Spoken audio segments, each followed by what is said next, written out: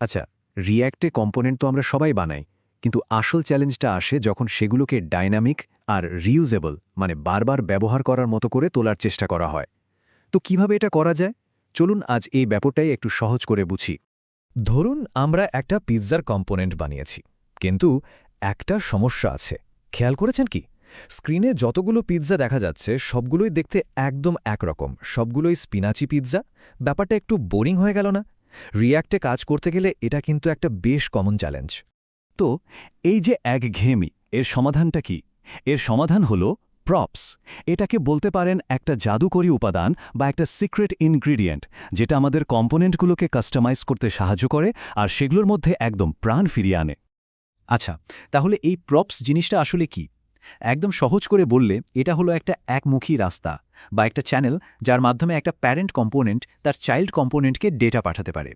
ব্যাপারটা অনেকটা বাবা-মা যেমন সন্তানকে কোনো তথ্য দেয়, ঠিক সেরকমই। আর একটু সহজ করে ভাবলে এটাকে একটা চিঠির সাথে তুলনা করা যায়।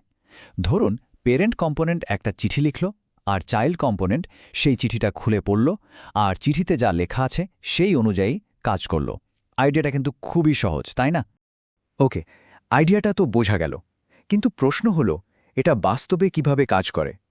দেখুন, ভয় পাওয়ার একদমই কিছু নেই। পুরো প্রক্রিয়াটা খুবই সহজ, মাত্র দুটো স্টেপেই হয়ে যায়। প্রথম ধাপে প্যারেন্ট কম্পোনেন্ট মানে যে ডেটা পাঠাচ্ছে সে HTML অ্যাট্রিবিউটের মতো করে চাইল্ডের কাছে ডেটাগুলো পাস করে দেয়। আর দ্বিতীয় ধাপে চাইল্ড কম্পোনেন্ট সেই সব ডেটা একটা প্রপস নামের ব্যাগের মধ্যে একসাথে পেয়ে যায়, মানে সবকিছু খুব গোছানো থাকে। এখন কথা হলো, এই যে প্রপস ব্যাগ, এর ভেতরে আসলে কি থাকে? মজার ব্যাপার হলো রিয়্যাক্ট নিজে থেকেই এই কাজটা করে দেয়। আমরা যে অ্যাট্রিবিউটগুলো পাঠাই, রিয়্যাক্ট সেগুলোকে একটা সুন্দর জাভাস্ক্রিপ্ট অবজেক্টে কনভার্ট করে ফেলে। ফলে সব ডেটা এক জায়গায় সুন্দর করে গোছানো থাকে। বেশ, ডেটা তো পাওয়া গেল, কিন্তু ব্যবহার করব কিভাবে? খুবই সহজ। জাভাস্ক্রিপ্টে যেমন ডট নোটেশন ব্যবহার করা হয়, এখানেও ঠিক তাই। শুধু সেকেন্ড ব্র্যাকেট বা কার্লি ব্রেসের ভেতরে প্রপস ডট প্রপার্টির নামটা লিখে দিলেই হলো, যেমন প্রপস ডট নেম। আর এর ফলাফল এক কথায় অসাধারণ। এর মানে হলো এখন আমরা একই পিৎজা কম্পোনেন্টকে বারবার ব্যবহার করতে পারবো। শুধু ডেটাটা একটু বদলে দিলেই হলো। স্পিনাচির জায়গায় চলে আসবে ফাঙ্গি বা অন্য কিছু। আর হ্যাঁ, আরেকটা মজার ব্যাপার, কোনো অর্ডারে ডেটা পাঠানো হচ্ছে সেটা নিয়ে রিয়্যাক্ট একদমই ভাবে না। আচ্ছা, এবার একটা ছোট্ট কিন্তু খুবই জরুরি টিপস নিয়ে কথা বলা যাক। এই ছোট্ট একটা জিনিস জানা থাকলে অনেক কমন ভুল কিন্তু এড়িয়ে যাওয়া যায়। দেখুন, অনেক সময় একটা সাধারণ ভুল হয় যেটা বেশ মারাত্মক হতে পারে। যেমন ধরুন পিৎজার দাম। আমরা যদি দামটা কোটেশন দিয়ে 10 এভাবে পাঠাই, তাহলে রিয়্যাক্ট এটাকে টেক্সট বা স্ট্রিং হিসেবে ধরবে, সংখ্যা হিসেবে না। এর ফলে কি হবে? 10-এর সাথে 3 যোগ করলে সেটা হয়ে যাবে 10-3, মানে পাশাপাশি বসে যাবে। কিন্তু আমরা তো চাই যোগফলটা 13 হোক, তাই না? এই সমস্যার সমাধান হলো সেকেন্ড ব্র্যাকেট ব্যবহার করা।